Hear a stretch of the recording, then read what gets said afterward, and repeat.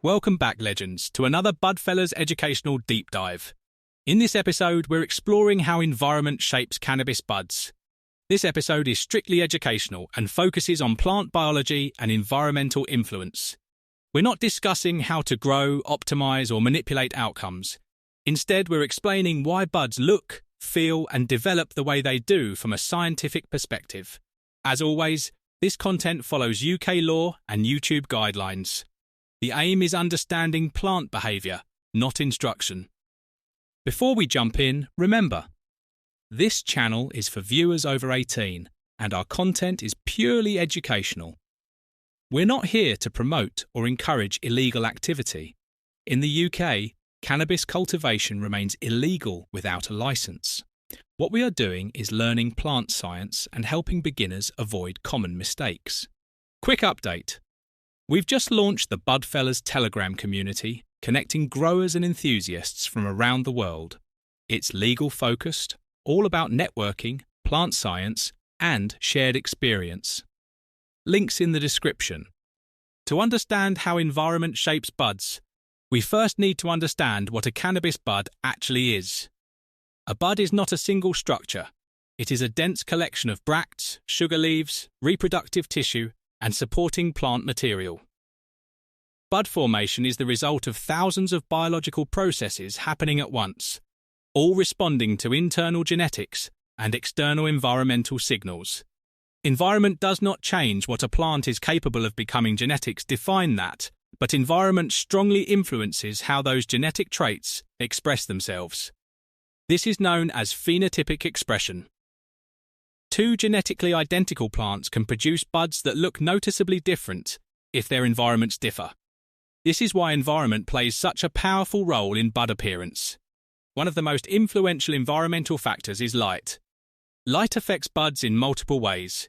It provides energy through photosynthesis, but it also acts as information. Cannabis uses light intensity, spectrum, and duration to regulate how much energy it invests into flower development.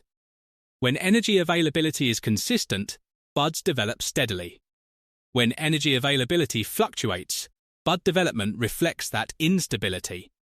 Light distribution also matters.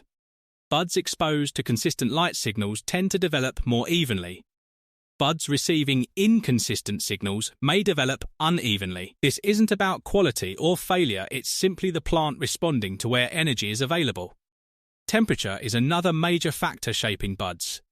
Temperature influences enzyme activity inside plant cells. These enzymes control growth rate, sugar transport, and cellular construction. When temperatures are stable, enzymatic activity remains efficient. When temperatures fluctuate sharply, enzymatic efficiency drops, slowing or altering bud development. Temperature also affects density.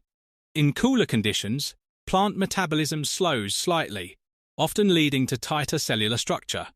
In warmer conditions, metabolism speeds up, sometimes resulting in looser structure. These differences are subtle but cumulative. Humidity plays a role by influencing transpiration, the movement of water through the plant. Buds rely on steady water movement to transport sugars and building materials. When humidity is too high or too low, transpiration efficiency changes.